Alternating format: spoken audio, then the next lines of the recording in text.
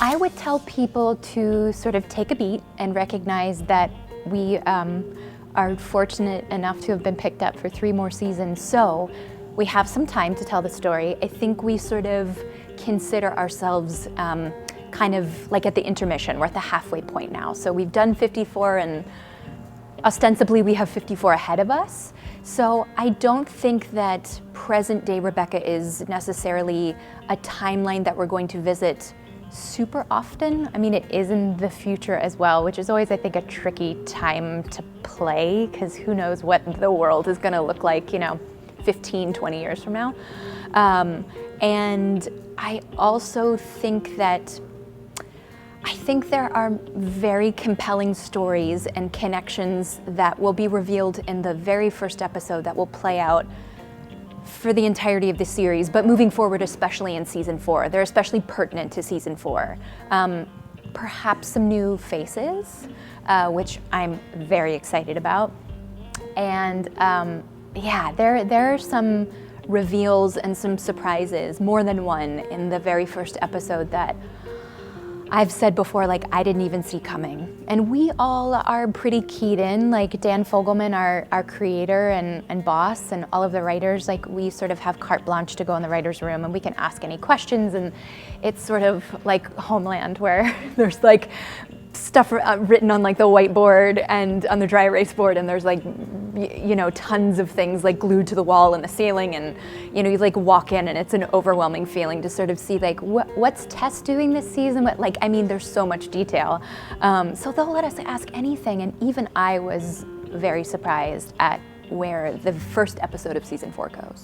I think that's the most fun part of our show too, is like there are so many eras of this family that we haven't visited yet, and we've never really touched on like 3, 4, 5-year-olds, big 3, and we happen to, they cast, of course, again, the most ridiculously adorable kids, and we had a couple of scenes that we were filming with them last week, and I think they're going to be incorporated even more into the show moving forward. But just that age, they're so adorable and so precocious. I think they're 4, almost 5. So I think that's a time period in the Pearsons' life, a sort of happier time, which I think is always fun to touch on. The very first season we saw that they had like a courthouse wedding, and we saw sort of like the end of it. But I too am curious as to what the lead up is. I'm really interested in their courtship, like how they sort of find themselves getting engaged, and then a wedding, and all of that I feel like is so ripe for exploring.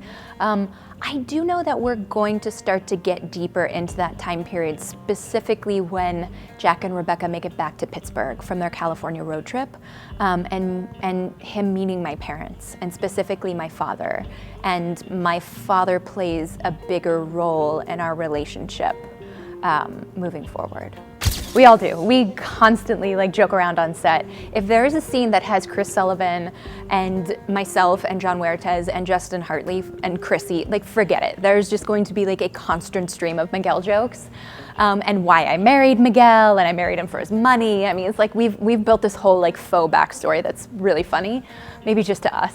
But we all find it hilarious, the fan reaction. I get it. Like, I understand the magnitude of what Jack and Rebecca as a couple sort of represent out in the world, and I don't mean to diminish that, but I also have always been a firm believer in Rebecca deserves the next chapter of her life. And I think once it was established that there was nothing nefarious that went on, Miguel didn't steal his best friend's girl, or there was none of that, there was nothing inappropriate.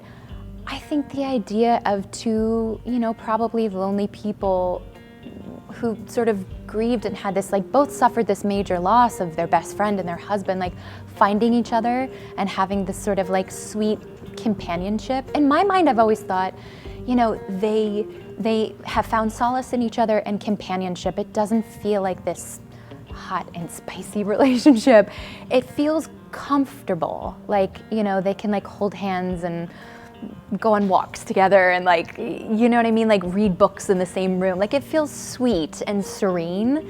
And John Huertas has the best attitude about it. Like he gets such a kick out of it. I can't wait to do more stuff with him. Like I can't wait to do, and we are going to be doing more of Rebecca and Miguel sort of in this time period in 98, 99 after Jack's passing.